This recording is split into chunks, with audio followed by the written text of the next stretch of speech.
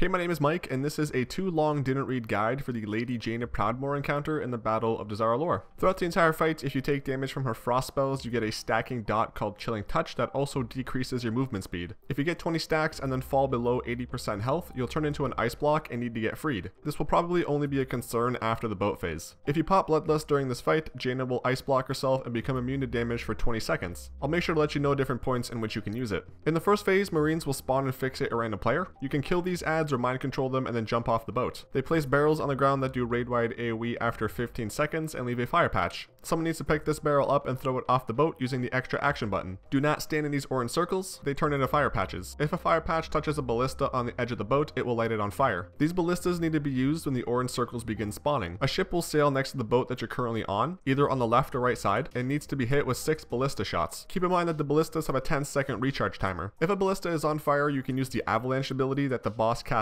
on players. It'll spawn swirlies on the player who needs to keep moving throughout the duration of this 5-second channel. Placing these swirlies on the ballista will put out the flames. Swirlies that hit fire patches on the ground will also delete those patches, so try to remove a lot of them but not all of them. Jaina's Ring of Ice ability is the reason you don't want to clear all of them. If you're caught in the circle, you turn into an ice block that needs to be killed. If you're outside of the circle, you'll obtain an 8-second dot that also roots you, unless you're standing in a fire patch when she finishes her cast. Anyone that's rooted in this fight can be dispelled. Jaina will cast Ice Shard on the tank, which gives you a stacking debuff that makes this do more damage. Swap around 6 to 10 stacks and then whenever the debuff falls off. After swapping, make sure to step on a fire patch to get rid of your Chilling Touch debuff as well. Do not stand in front of Jaina when she does Freezing Blast, and on Heroic she'll cast Time Warp in this phase, increasing her haste by 30%. At 60% health, Jaina will teleport off the boat and you watch a pointless cinematic. At this point, you'll jump off the boat on the southwest side and run straight. It's hard to see, but avoid the tornadoes and ice circles. Interrupt Jaina's cast to end this intermission and begin the next phase. For the rest of the fight, the entire raid should be stacked up unless you get an ability that you need to move out for. Everyone will be getting a stack of Chilling Touch every 6 seconds. There are 4 barrels around the area on normal and 3 on heroic that are trapped in ice, causing them to take 99% less damage. If you get broadside on you, stand on top of one of these barrels to break it free of ice, removing the damage reduction from it. If all the barrels are de-iced, just make sure to run out and drop the big pink rune away from the raid. Throughout this phase, you'll want to attack a barrel and destroy it, which will create an orange circle around it for 15 seconds. Stand in this circle to remove your Chilling Touch stacks and make yourself immune to Chilling Touch for 8 seconds. Get out of this circle before it explodes. You'll want to destroy these barrels when the raid starts to get to around 15 stacks of Chilling Touch. A random person will get Siegebreaker Blast, indicated by this big pink aura around them. Run as far away from the raid as you can to reduce the raid-wide AoE this deals. Jaina continues to cast Ice Shard on the tanks. There's a good chance you'll get ice blocked at some point because you're gaining stacks faster than the rest of the raid. She also continues to do Avalanche in this phase, but it's only done on a tank. It leaves patches of ice on the ground that last about 25 seconds, and pieces of ice shoot out of the impact zones, so make sure to avoid them. Do not stand in front of her during the Glacial Ray cast. Also, do not stand in the line of ice this leaves behind. It lasts about 25 seconds. In this phase, there will also periodically be a large circle with a bright white line in the center. This is called Icefall. After a few seconds, ice will fall in the direction of that line and it will fall from one side of the room to the other. If you get caught in this, you either die or get ice blocked, so make sure to avoid this area. And don't stand in the frost patches spawned by this, which lasts about 20 seconds. When Jaina reaches 40% health, she teleports away. A patch of ice will slowly start spreading outwards from the center of the room towards the walls. On the north side, which is where you came from the boat, there will be a targetable wall of ice that you need to kill before the patch of ice touches you. This is one of the points where you can pop Lust. If the patch of ice touches you, you immediately become ice blocked. Once the wall is destroyed, you will see Nathanos trapped in a block of ice as well as an elemental. Focus on freeing Nathanos, as once he's broken out, the patch of ice will stop expanding and you will be able to return to Jaina. You can kill the elemental, then go to her, or drag the elemental to Jaina and cleave off of it. This elemental puts Heart of Frost on random people. Move away from people if it's on you. If the elemental gets to 100 energy, it'll do Frost Nova, which hits anyone within 12 yards and roots them. On heroic, it'll also cast a raid-wide AoE called Water Bolt Volley, which you can interrupt. After you free Nathanos, Jaina will begin spawning void zones on the ground for you to avoid. This is done until you interrupt her. She'll be at the very back of the room and immune to damage until interrupted. You can pop Lust after killing Nathanos as well if you want to immediately interrupt her and burst the ad down. Once interrupted, the raid will get Chilling Touch stacks every 10 seconds. There are no barrels or other methods for you to clear your stacks in this phase. Any barrels from the last phase will have been deleted, so do not save them. Jaina has all the abilities she had in the previous phase except for Avalanche. There's a few new abilities in this phase as well. The first is Crystalline Dust, which is a frontal cone done on the tank. Face her away from the raid at all times. Prismatic Image is an ad which spawns occasionally. It doesn't need to be tanked, and while it's alive, it will cast Glacial Ray and Icefall. All DPS needs to switch to this ad immediately. If you can afford to only have your ranged DPS switch, this is also a viable strategy. In this phase, if you haven't already, you will definitely encounter ice blocks. As soon as you see them, you should be switching to them, as they could very quickly get out of control. You can deal with them as they come, or you can force a large portion of your raid to get ice blocks simultaneously so you control the ice blocks a bit better. better. If you're going to force your raid to get ice blocked, I recommend popping Lust when the first Icefall comes out and then having people get their stacks up. This makes Jaina a non-factor for 20 seconds and makes the ice blocks die faster. In this phase specifically, ice blocks will spawn an ice shard near that player. After about 10 seconds, this shard will shoot forward, hitting anyone in its path, so make sure to avoid them. These shards will still shoot forward even if the ice block is destroyed. They also do triple damage to anyone that is in an ice block. On Heroic, Jaina will spawn an Orb of Frost and it will move towards a random player's location. Once it reaches that area, it will do a raid-wide AoE and apply stacks of Chilling Touch. You can reduce the amount of damage and stacks by having everyone stand in the orb for a brief moment. This fight ends once Jaina reaches 5.5% health. Defensive cooldowns can be used in the second phase, but make sure you have all of them up for the last phase due to the amount of damage the entire raid will be taking, primarily from the Chilling Touch stacks. That was a too long didn't read guide for the Lady Jaina Proudmoore encounter. If you have any questions, let me know in the comments. If you like this video, make sure to give it a thumbs up and consider subscribing to my channel. Thanks for watching and have a lovely day.